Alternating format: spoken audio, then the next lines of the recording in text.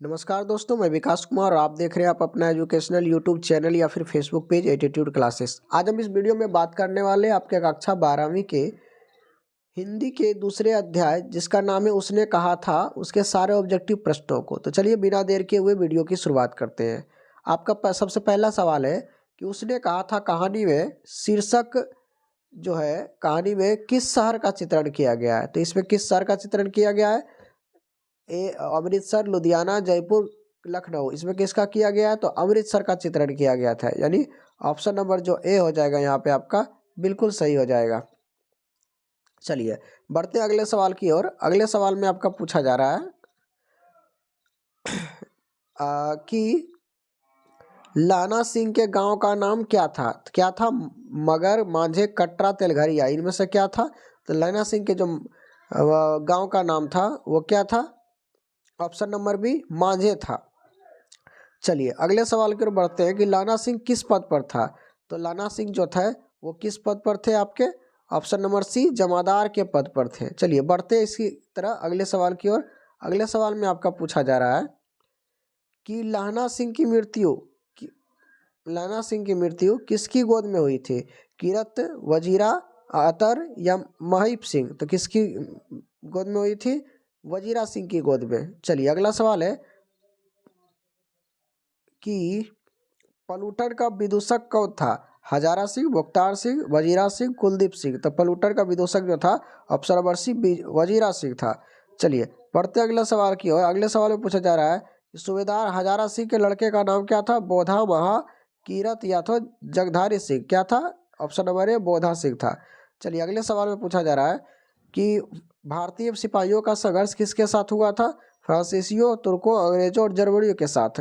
किसके साथ हुआ था? ऑप्शन नंबर डी जर्मनी के साथ हुआ था। चलिए अगला सवाल पूछा जा रहा है जर्मन लेफ्टिनेंट को किसने मार गिराया था? सूबेदार ने, बोधा सिंह ने, लाना सिंह ने, वजीरा सिंह ने? तो जर्मन लेफ्टिनेंट को मार गिराया था लाना सिंह ने।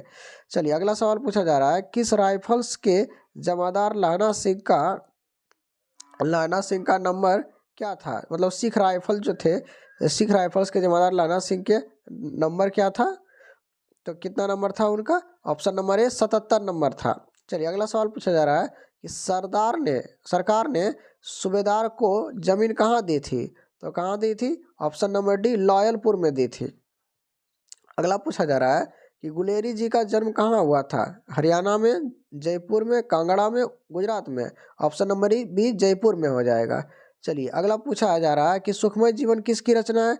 चंद्रा शर्मा जी की या देवकी नंदन खत्री की या गोपाल राम गहमरी की या बालकृष्ण भट्ट की? तो ये जो रचना है चंद्रा शर्मा गुलेरी की जो है। फिर देखिए अगला में है उसने कहा था कहानी कब प्रकाशित हुई थी? ऑप्शन नंबर सी हो जाएगा यहाँ पे 1915 में प्रकाशित हुई थी। फिर है कछुआ धर्म किसकी कीर्ति है? तो कछुआ धर्म जो कीर्ति है किसकी है? प्रताप नारायण मिश्र की है या तो बालकृष्ण भट्ट की या रामचंद्र शुक्ल की या तो चंद्र शर्मा गुलेरी का? ऑप्शन नंबर डी यहाँ पे चंद्र शर्मा गुलेरी हो जाएगा। फिर अगला सवाल यहाँ पे है कि पुरानी हिंदी रचना किसकी है? तो रामचंद्र शुक्ल की, हजारी प्रसाद द्विवेदी की, नामवर सिंह की, चंद्र शर्मा गुलेरी की? किसकी रचना है? तो option number D Chandra Sharma Guleri की। फिर बोल रहा है कि कौन सा निबंध गुलेरी रचित नहीं है? देवाना प्रिय, मजदूरी और प्रेम, पुरानी हिंदी, मोरसी, मोही, कुठाव? कौन सी नहीं है? तो बी नंबर मजदूरी और प्रेम जो है गुलेरी जी की रचना नहीं है। फिर पूछा जा रहा है कि कुड़ाई, माफ कीजिएगा यहाँ पे कुड़माई होगा, कुड़माई का क्या अर्थ होता है? तो मंगनी, विवाह, कड़वी बात या दहेज? क्या होता है? तो ऑप्शन नंबर ए हो जाएगा मंगनी। क्योंकि लाना सिंह बार बार पूछती थी उस लड़की से यानी सूबेदारनी से कि आपकी कुड़माई हुई है या नहीं। चलिए यानी मंगनी हुई है नहीं पूछने की कोशिश कर रही थी। चलो अगला पूछा जा रहा है कि बोधा सिंह कौन था? तो बोधा सिंह कौन था? हजारा सिंह का भाई, लाना सिंह का भाई, वजीरा सिंह का भाई, सूबेदार हजारा सिंह का बेटा? क्या था? ऑप्शन नंबर डी सूबेदार हजारा सिंह का बेटा था बोधा सिंह। चलिए अगला पूछा जा रहा है चंद्र शर्मा गुलेरी की कहानी कौन सी है? जूठन रोज उसने कहा था तीरथ? कौन सी है कहानी? तो ऑप्शन नंबर सी उसने कहा था। फिर पूछा जा रहा है कि कौन सी कहानी चंद्र शर्मा गुलेरी की लिखी हुई नहीं है बोला जा रहा है? तो इसमें जो कफन जो है वो गुलेरी जी की रचना नहीं है। फिर पूछा जा रहा है गुलेरी जी किस गांव के मूल निवासी थे? फतेहपुर, गुलेर, मनेर, गहमर? तो ऑप्शन नंबर बी यहाँ पे सही हो जाएगा। फिर पूछा जा रहा है तो उसने कहा था कहानी के कहानीकार कौन है? बाल्की भाई भगत सिंह, या तो चंद्र शर्मा गुलेरी, या तो रामधारी सिंह। ये गुलेरी जी हैं, यानी ऑप्शन नंबर सी सही हो जाएगा। फिर बोला जा रहा है कि चंद्र शर्मा गुलेरी किस युग के कहानीकार थे? तो ये द्विवेदी युग के थे। फिर आपका है अगला सवाल कि उसने कहा था कहानी कितने भागों में विभक्त है? 2 भाग, 3 भाग, 4 भाग, 5 भाग। तो कुल का ये जो कहानी है 5 पार्ट में भी डिवाइड किया गया है, यानी 5 भाग में है। ये ऑप्शन नंबर डी सही हो जाएगा। फिर बोला जा रहा है कि चंद्र शर्मा गुलेरी का जन्म कब हुआ था? तो इनका जो जन्म हुआ था 7 जुलाई 1883 ईस्वी को हुआ था, यानी ऑप्शन नंबर सी सही हो जाएगा।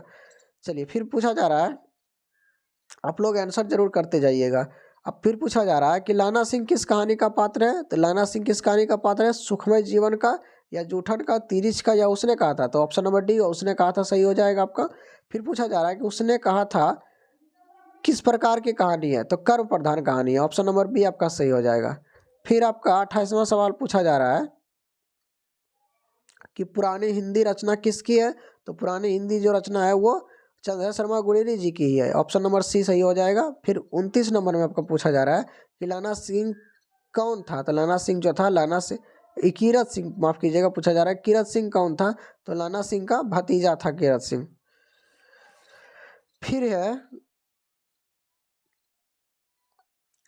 बचपन में लाना सिंह लड़की से बार बार कौन सा प्रश्न करता था? तो यही पूछा करता था कि तेरी कुड़माई हो गई, यानी मंगनी हुई कि नहीं, यानी ऑप्शन नंबर सी जो है बिल्कुल सही हो जाएगा।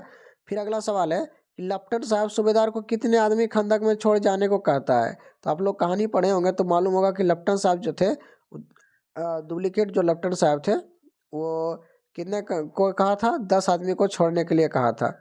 फिर अगला सवाल है कि अमृतसर में लाना सिंह के कौन थे? तो अमृतसर में जो लाना सिंह के थे वो मामा जी रहते थे। फिर है लाना सिंह सूबेदार को वापस बुलाने के लिए किसे भेजता है? तो किसे भेजता है यहाँ पे? Option number A Wazira Singh को भेजता है। चलिए फिर है कि सूबेदारनी ने अपने पति एवं पुत्र की रक्षा के लिए किससे कहा था? तो किससे कहा था? इसी के आधार पर पढ़ा था, किस उसने कहा था कहानी का शीर्षक। तो किससे कहा था? लाना सिंह से कहा था, ऑप्शन नंबर बी सही हो जाएगा। फिर पूछा जा रहा है लाना सिंह का सिर अपनी गोद में लेकर कौन बैठा था? तो कौन बैठा था? Option number C Wazira Singh हो जाएगा। फिर है लाना सिंह के मामा कहाँ के रहने वाले थे? तो लाना सिंह के जो मामा थे अमृतसर के रहने वाले थे, और यहीं से कहानी शुरू हुई थी। फिर पूछा जा रहा है कि उसने कहा था किस वर्ष की रचना है? उसने कहा था 1915 की रचना है, ऑप्शन नंबर ए सही हो जाएगा। चलिए इस प्रकार हमने इस वीडियो के माध्यम से आपके जितने भी इस चैप्टर के ऑब्जेक्टिव प्रश्न बनते थे उनको एक नज़र में देख लिया। आप लोग वीडियो को 1-2 बार देख लीजिएगा तो आप लोगों को भी याद हो जाएगा। फिर मिलेंगे इसका अगला पार्ट लेकर, और तब तक के लिए जय हिंद।